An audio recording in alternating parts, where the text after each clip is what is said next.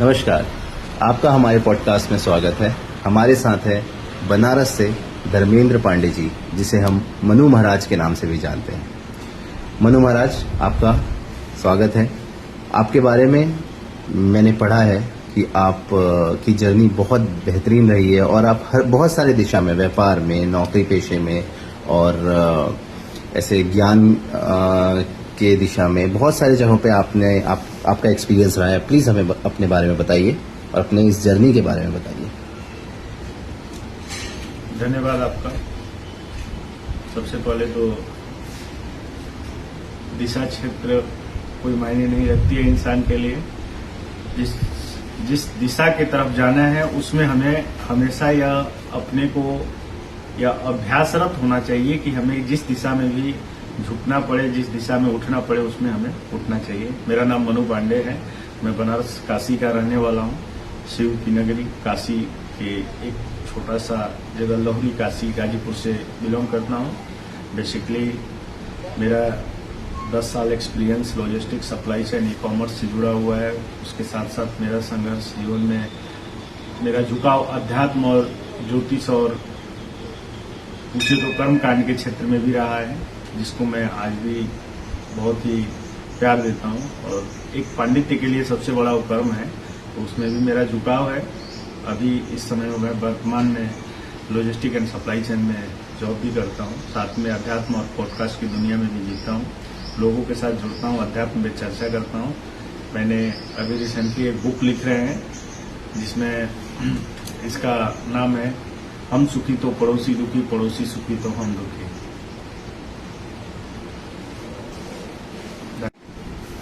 और तब क्या, जब हमें पता हो कि रास्ता कठिन है या मंजिल बहुत दूर है और हमारे खिलाफ है, सारे हालात हमारे खिलाफ हैं, तो तब क्या करना चाहिए? हमें रुक जाना चाहिए या फिर पूरी ताकत से फिर से एक बार हिम्मत जुटाकर आगे बढ़ना चाहिए?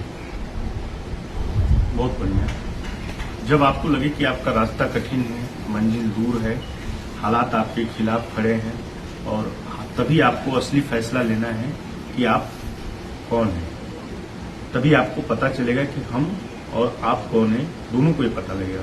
क्योंकि आसान रास्तों पर चलकर कोई भी मंजिल पा सकता है। आप बाइक स्टार्ट किए, हमें रास्ता अच्छा है, हमें पता है कि तय समय सीमा में हमको पहुंच जाना है, लेकिन उसी रास्ते में कंकड़ बिछा हुआ है और उसमें आपको पहुंचना है, तो आपके पास 10 तरीके के डर पैदा होंगे। पहला होगा पत्थर, कि हमारे टायर ट्यूब न फट जाए। उसी तरह हालात जीवन के भी हैं कि हमको पहुंचना है तो हमको पैरों में कष्ट होगा, लेकिन हमको ये हिम्मत जुटानी है कि वहां पे हमको, और अपने अंदर भरोसा जिंदा रखना है कि हमको वहां पहुंचना है। अगर आप रुक गए उस हालात को देख के कि हमको कंकड़ से डर लगता है, तो समझिए कि आपके अंदर के जो हिम्मत जिंदा है ना, आप जीते जी मर गए हैं। आपका भरोसा जिंदा होना चाहिए कि हमको पहुंचना है। अगर आप रुक गए तो रास्ता जीत गया है और आप हार गए हैं। लेकिन अगर आप एक कदम भी आगे की ओर बढ़ रहे हैं तो समझिए आपने खुद को जीत लिया है। मुश्किलें कभी भी इंसान को रोकती नहीं है, वो सिर्फ परखती है। परखती किस लिए है कि जब संसार पूरा आपके खिलाफ है, क्या आप सच में मतलब अपनी मंजिल के खिलाफ लड़ रहे हैं या आप अपने पूरे संसार के खिलाफ हैं? तभी आपको अपने भीतर से खड़े रहना है कि हमारे साथ पूरी दुनिया खिलाफ में खड़ी है कि साथ में खड़ी है। आपको ये नहीं देखना है, आपको ये देखना है कि हम किस तरह से खड़े हैं। मंजिल दूर होने से नहीं मिलता है, यह पता होना चाहिए कि हर कदम पे रुक जाने से जरूर छूट जाती है। इसीलिए आपको रुकना नहीं है, चलते रहना चाहिए, क्योंकि जीत उन्हीं को मिलती है जो अंत तक डटे रहते हैं। आपको लगता है कि हम अंत तक डट नहीं सकते हैं, तो आपको उस परिस्थितियों से हमेशा हारना ही है, जीतना आपका तय नहीं है। अच्छा, आपने कर्ण का जिक्र किया, तो कर्ण आखिर कौन था? एक साधारण योद्धा, या किस्मत का ठुकराया हुआ बेटा, या वह योद्धा जिसने हालातों से नहीं खुद से लड़कर महानता हासिल की? ये आपने बहुत अच्छा जिक्र किया। आपने जो पूछा वाकई, देखो आज के समय में ना उसको बहुत लोग मेंटोर मानते हैं अपना। कर्ण सिर्फ एक योद्धा नहीं था। आप देखिए ना, कहीं भी वो हर उस इंसान की कहानी था जिसने दुनिया को कभी कम आका ही नहीं था, कर्ण की वही कहानी है। आज भी आप देखेंगे ना, दुनिया में उस तरह से ठुकराए हुए लोग आप आज भी संसार में पड़े हैं।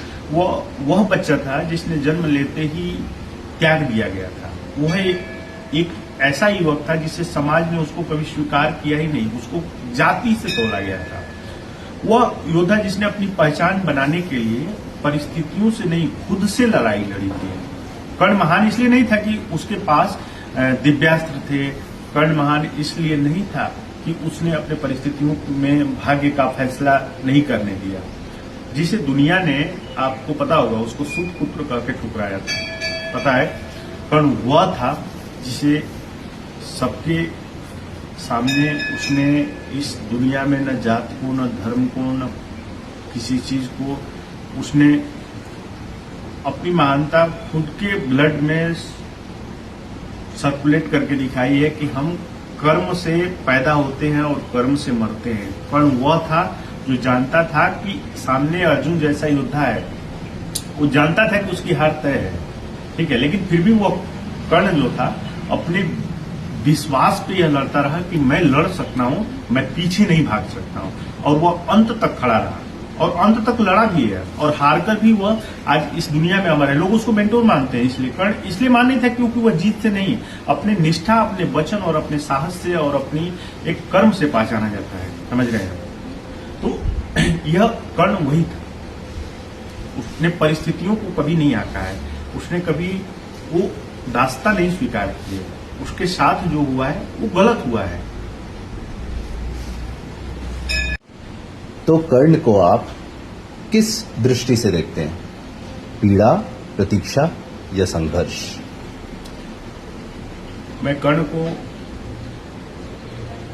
मैं तीनों दृष्टि से देखता हूं। जो जन्म से पहले भगवान का वरदान लेकर आया था और जन्म के बाद वही कर्ण हमेशा अपनी मां की परछाई से दूर चला गया, ठीक है, यह सबसे बड़ी पीड़ा थी। वह एक युवक था जिसे हथियार चलाना आता था, लेकिन उसको जिंदगी ने बार बार इस बात के लिए उंगली उठाई कि तू कौन है, किसका है। ये सबसे बड़ा उसके जीवन का संघर्ष था, जिसने अपने भाग्य को कभी रोने नहीं दिया, बल्कि हर आघात को सीने से लगाकर उसने शक्ति में बदल दिया। जब उसने दुनिया के सामने उसे सूति पुत्र कहा और उसे कर्मों से, उसने अपने कर्मों में यह साबित किया कि महानता रक्त से नहीं, रक्त बहाकर भी निभाए गए धर्म से मिलती है। कर्ण हुआ था, इसलिए वह उसका सबसे बड़ा संघर्ष था। वह जानता था कि उसकी लड़ाई निष्पक्ष नहीं है, भाग्य ने उसके पांव में बेड़ियां बांध रखी है। ये कर्ण को पता था, फिर भी वह युद्ध भूमि में इस बात के लिए लड़ रहा था क्योंकि वह जीतने को नहीं, अपनी निष्ठा को निभाने के लिए आया था। और वह अपनी कर्ण का वह सबसे बड़ा अमरत्व था, और वह इसी बात के लिए अपने को लोगों के दुनिया में बसा के चला गया क्योंकि वह जीत नहीं, अपने वचनों की कीमत को जानता था। कर्ण इसलिए महान था। ये सबसे बड़ा संघर्ष उसके जीवन का रहा। कर्ण अपने कर्मों का राजा नहीं था। उसकी कहानी दर्द की नहीं है। दर्द, देखो, पीड़ा क्या है? दर्द को शक्ति में बदलने की सबसे बड़ी कहानी है। कर्ण अपने भाग्य का परिवर्तन नहीं कर सकता था, समझ रहे हैं, क्योंकि उसके पास ताकत नहीं थी। वो ताकत वो कर्ण के पास थी कि हम उसको सूर्य पुत्र होने के नाते उसको चाहता तो कर सकता था, लेकिन भाग्य की दिशा हर बार उसके विरुद्ध जाकर खड़ी रहती थी। और भाग्य का जो स्वरूप है ना, हमेशा वह, जिसे महाराज वशिष्ठ जी ने भरत जी से भी ये कहा है कि सुनहु भरत भावी प्रबल बिहसी कहे मुनिनाथ, हा नीलाभ जीवन मरण जस अपजस विद्या। ये सब विधाता के हाथ में। आप अपने संघर्ष के खिलाफ, आप अपनी पीड़ा के खिलाफ नहीं लड़ सकते हैं। तो मनुष्य अनचाहा भी जो कुछ है, उसके जब समय प्रतिकूल नहीं रहता है तो मनुष्य को अनचाहा भी भाग्य से लड़ना पड़ता है। वशिष्ठ, देवता, ये सब लोग थे।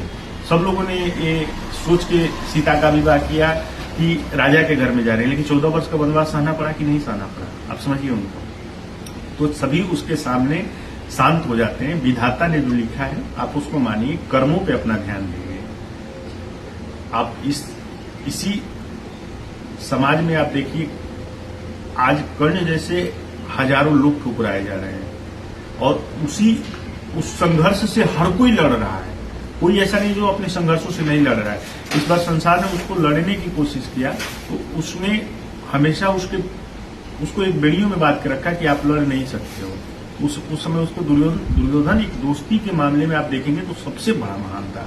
वो दोस्ती बड़ा अच्छे से निभाता था।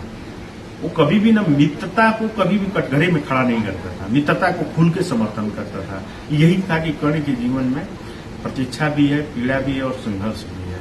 अब आप चाहें तो आप देख लीजिए, यही कुंती एक बार गई जब आग्रह करने के लिए पांडवों के साथ वहां पे गई है कि आप हमारे बड़े पुत्र हो, आप आज भी बड़े पुत्र रहोगे। तो चाहे तो वो दुर्योधन से दूरी बना सकता था, लेकिन वह और आसानी से जीत सकता था और वो पांचों पांडवों में बड़े भाई भी बन सकता था। पर वो कर्ण ने यह सब नहीं किया, क्योंकि उसको वह भाग्य से ज्यादा वो अपने वचनों में विश्वास करता था। निष्ठा भी उसकी सबसे बड़ी ऊपर थी। इसलिए कर्ण जानता था कि हम जन्मराज उजागर हो पड़ेंगे, लेकिन हमने अपनी केवल लड़ाई छोड़ी नहीं है। भागना मेरे लिए संघर्ष नहीं, ये सबसे बड़ा पीड़ा देगा। ये तो कर्ण की सबसे बड़ी लड़ाई रही है और वो हमेशा इस बात के लिए लड़ा है, समझ रहे हैं। इसलिए कभी भी वो संघर्ष, पीड़ा, भाग्य, तकदीर, ये सब विधाता है और जो लिखा है आपके भाग्य में वो होके रहेगा। क्योंकि हमेशा जिसने भाग्य को चुनौती दी है ना, वो पर वचन नहीं तोड़ा है। इसीलिए कर्ण महान था।